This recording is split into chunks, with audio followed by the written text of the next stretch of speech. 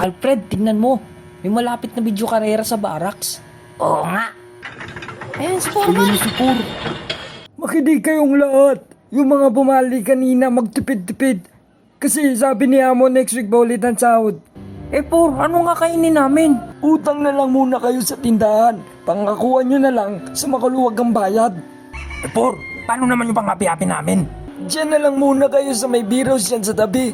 Quality din naman mga girls natin dyan. Pero pag nahirapan kayo umihi bukas, inom na lang kayo maraming buko juice. 2 4 kantos lang tapos suntukan Eugene, na ako kakanta ng lakas tama. Hindi, ako. Pag kumakanta ka, kala mo may nagpapasyon. Kesa naman sa yung boses kiki ka. Po, may mga batang palaban pa pala dito. Tignan natin kung hindi kayo lagnatin sa akin bukas.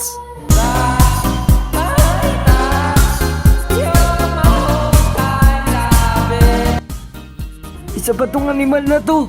Kaya laging nabablatter sa barangay eh. Pre, yan ba yung bagong labor? Oo, yung palaging minamayde yung ginagawa niya sa trabaho. Tapos, kuya-kuy naman kapag hindi nakatingin si Por.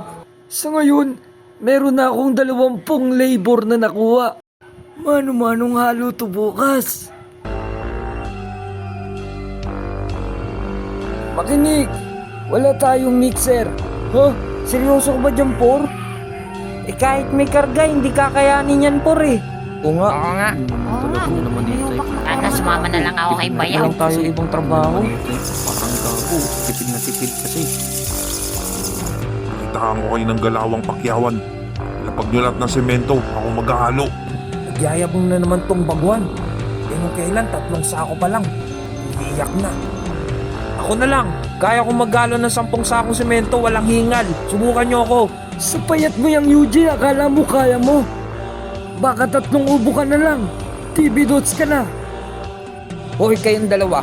Kung makatingin kayo, akala nyo hindi ko kayang gawin yun ah. Gusto nyo magpustahan tayo? Paramihan tayong mahalong semento. Huwag mo nang tangkain, Eugene. Kahit maghapon kayo maghalo niyan, hindi bababa amats niyan. Alfred, kaya pala wala ka kanina. Nag-jamming pala kayo. Mabuti pa, simulan na! Ready!